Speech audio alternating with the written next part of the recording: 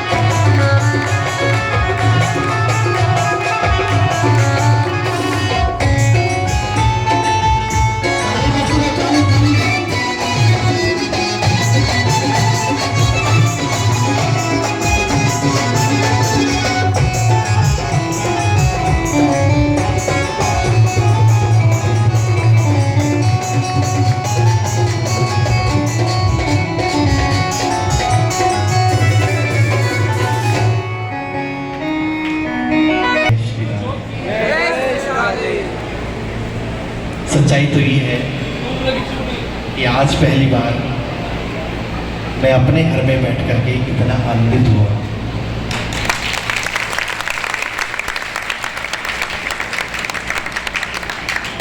मैं इस धरती का सदा ऋणी रहूंगा।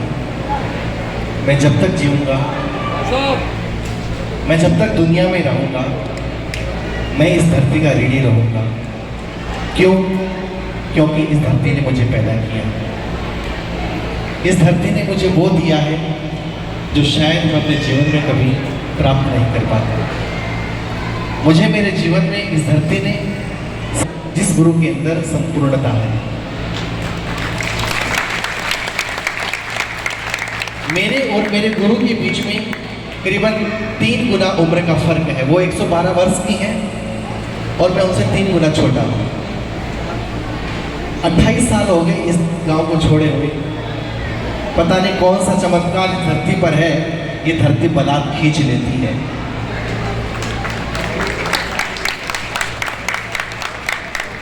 करीब 28 साल पहले इस धरती को छू करके, इसके चरणों को छू करके मैं हरिद्वार चला गया था। मुझे नहीं पता था कि मुझे फिर से बुलाएगी। मैं भाग्यशाली हूं कि मैंने मुरथल में जन्म लिया। संत अपना नाम और अपनी जननी और जन्मभूमि छुपाते हैं, लेकिन मैं बड़े फक्र के साथ कहता हूं कि मैं मुरथल में पैदा हुआ हूं। बड़े बड़े मंच दिए, बड़े बड़े महापुरुषों का दर्शन कराया और गुरुओं का ही आशीर्वाद है। एक बार गुरु जी के लिए जोरदार ताली दीजिए। मैं कुछ नहीं हूँ, मैं ठाकुर जी के चरणों का दास भी नहीं हूँ, जो कुछ भी उनकी कृपा से है। नहीं, मैं देख रहा था, मैं बहुत कम आकर्षित होता हूँ। मेरे जीवन में मुझे किसी ने खींचा है, किसी ने आकर्षित किया है तो मेरे केवल गुरुदेव है और कोई दूसरा। उनके चरित्र की, उनके कार्यों की खुशबू आज भी उनके होने का एहसास दिलाती है। और सदा मैं सबको यही प्रेरणा देता हूँ कि आदमी हो तो आदमी है सभी, लेकिन आदमी वो जो आदमी के काम आए, जिसके आने से उस चमन की रौनक हो, जिसके जाने से उसकी याद आए। अगर दुनिया में सब आते हैं भाई, मेरे जैसे भी न जाने कितने आए होंगे, कितने आएंगे और चले जाएंगे, लेकिन नाम उन्हीं का है दुनिया में जो दुनिया में किसी के काम आया है। लाला मिट्ठल लाल गोयल परिवार के द्वारा और इस परिवार में जो मेहनत की है इस महोत्सव को करने में, हमारे सुशील गोयल जी कहाँ हैं? सुशील गोयल जी, जब मैं रात आया तो वो यहाँ पर काम करा रहे थे। मैं हापुड़ से सत्संग करके लौट रहा था, करीबन 9 बजे का समय था। मैंने देखा सुशील यहाँ खड़ा है, सब जो है सजावट करवा रहा है, तो मैं बोला नहीं, मैं चुपचाप चला गया। मैं कहा नहीं, विघन नहीं करना है। तो रात को मुझे 11 बजे मैसेज किया, गुरुजी आप आने वाले थे, आप आए नहीं। मैंने कहा मैं तो आगे आराम कर रहा हूँ ऊपर। तो ये जो मेहनत है इस परिवार के द्वारा, ये बहुत ही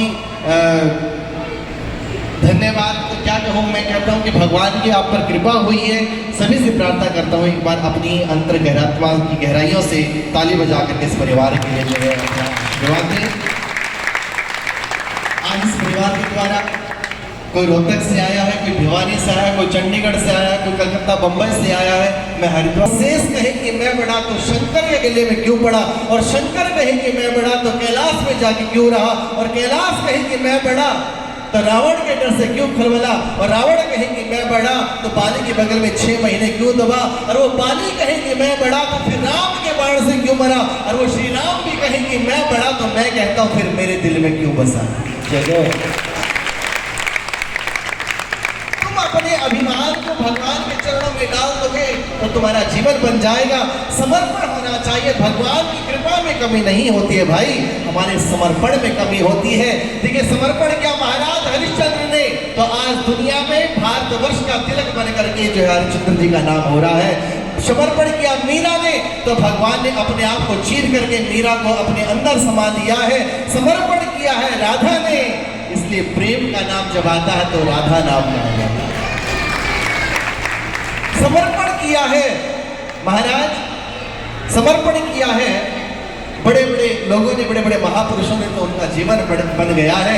समर्पण किया था महाभारत के विभिन्न योद्धाओं ने, भगवान ने उनकी जिंदगी को बना दिया।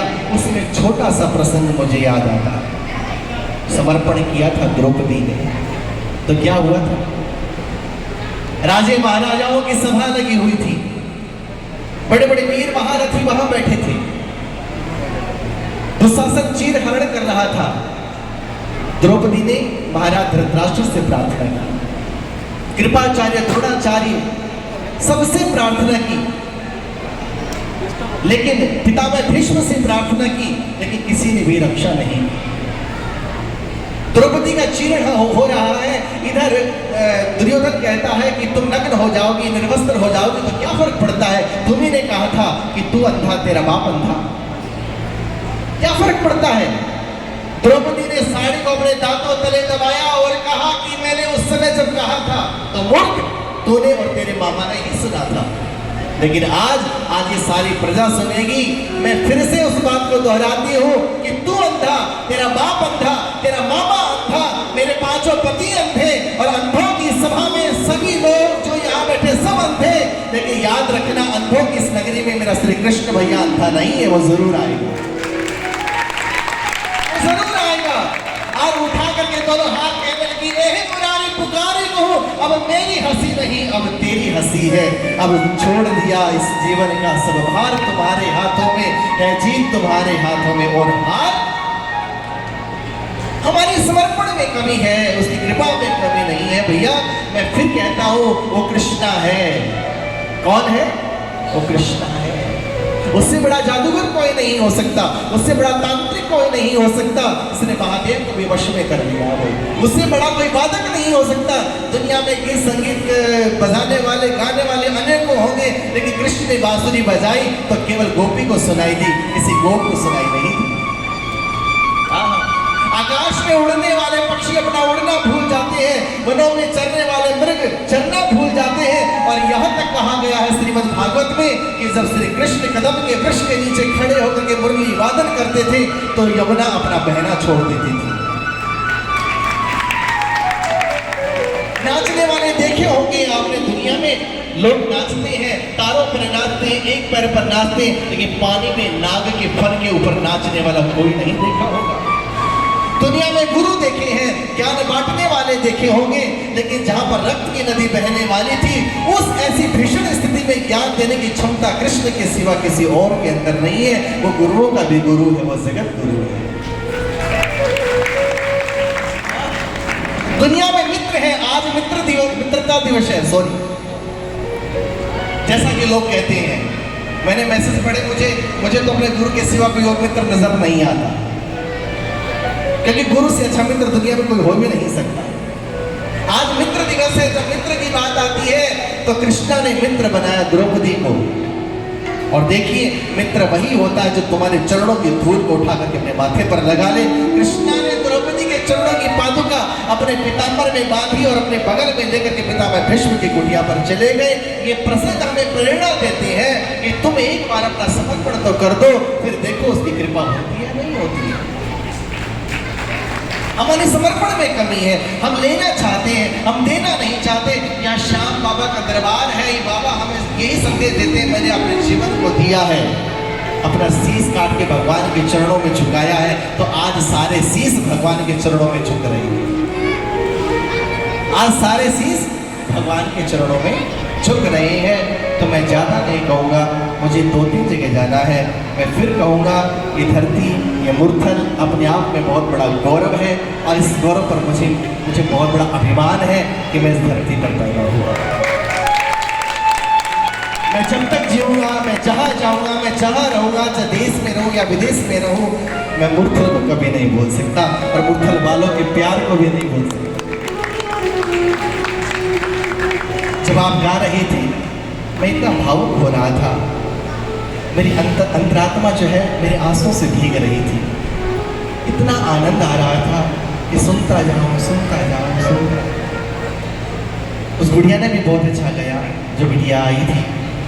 बहुत अच्छा दरबार है, ऐसा लग रहा है कि जैसे वो यहाँ से उठ करके जाए नहीं, बस यहीं होकर के, यहीं बैठ करके और यहीं के होके रह जाए। तुझको देखकर तेरा हो जाने को जी चाहता है, तुझसे मिलकर तेरा बन जाने को जी चाहता है। मैं ना गाना जानता हूँ, ना मुझे कोई ज्ञान है ज़्यादा। मैं तो ये कहता हूँ मैं प्रेम का व्यापारी सौदा दिखा रहा हूँ, जो खुद बीगी देखी है बस सबको दिला रहा हूँ। मैं तो बार बार ये धरती मुझे बुलाती रहती है, यहाँ के बड़े बड़े लोग, बड़े बड़े भक्त मुझे बुलाते ही रहते हैं, लेकिन आप लोगों का तो कभी कभी आना होता है।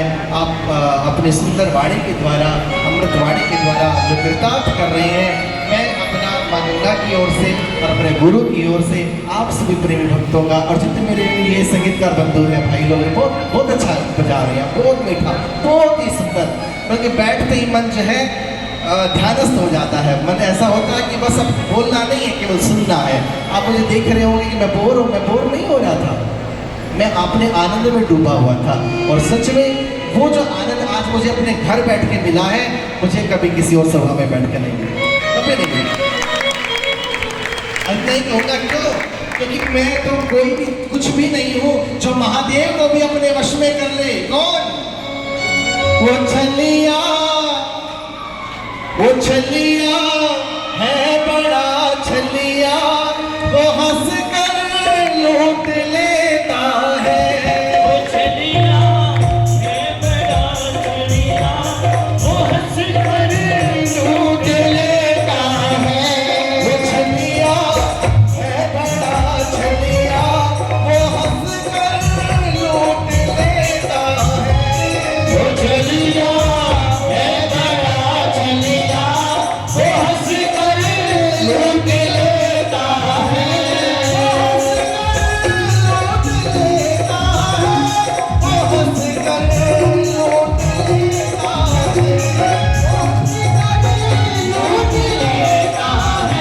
वो हंस कर लूट लेता है। वो तेरी कदर, वो तेरी कदर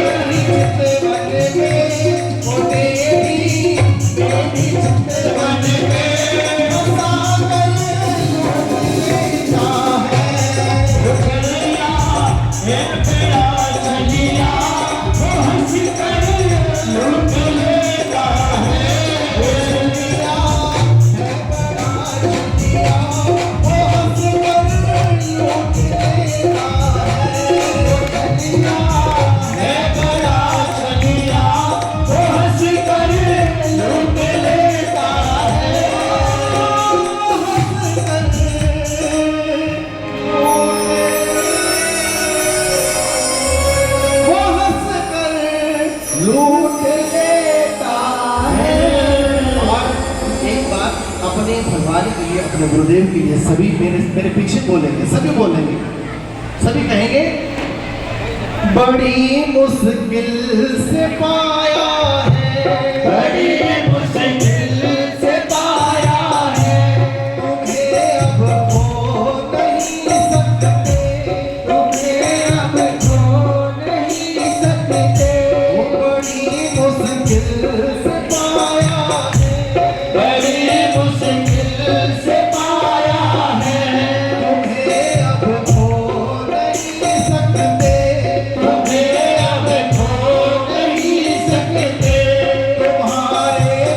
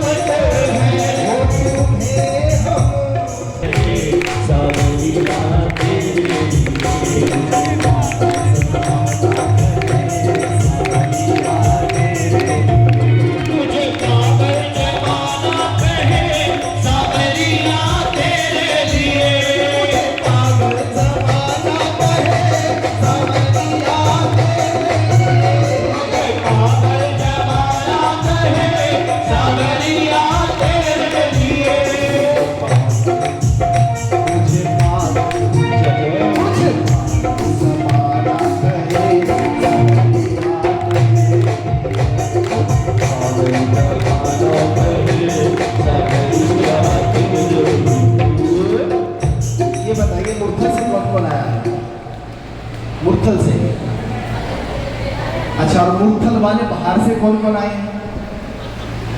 अच्छा, मुरथल वाले ज्यादा है वहाँ पर। ये कैसी कसक तूने, ये कैसी कसक तूने इस दिल में लगा दी है। कैसी कसक तूने इस दिल में लगा दी है। कैसी कसक तूने इस दिल में लगा दी है।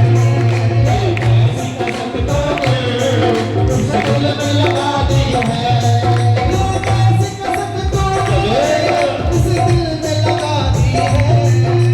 कैसी कसक तूने इस दिल में लगा दी है।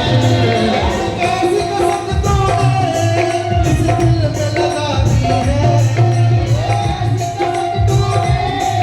इस दिल में लगा दी है। मैंने तुझे रो रो के, मैंने तुझे रो रो के हंसने की दुआ दी है। हंसने की दुआ दी है। हंसने की दुआ दी है। हंसने की दुआ दी है।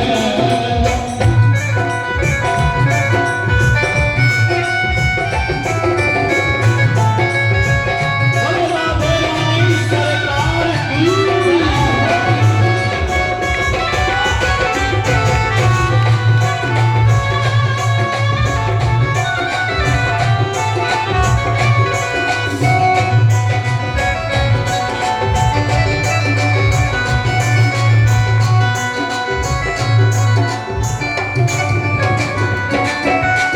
तुझे पाने की खातिर मैं खुद को भूल गया। तुझे पाने की खातिर मैं खुद को भूल गया।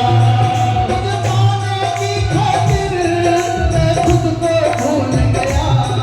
तुझे पाने की खातिर मैं खुद को भूल गया। दर्द के सागर में, दर्द के सागर में कश्ती डुबोती है। दर्द के सागर में कश्ती डुबोती है। दर्द के सागर में कश्ती डुबोती है। कश्ती डुबोती है।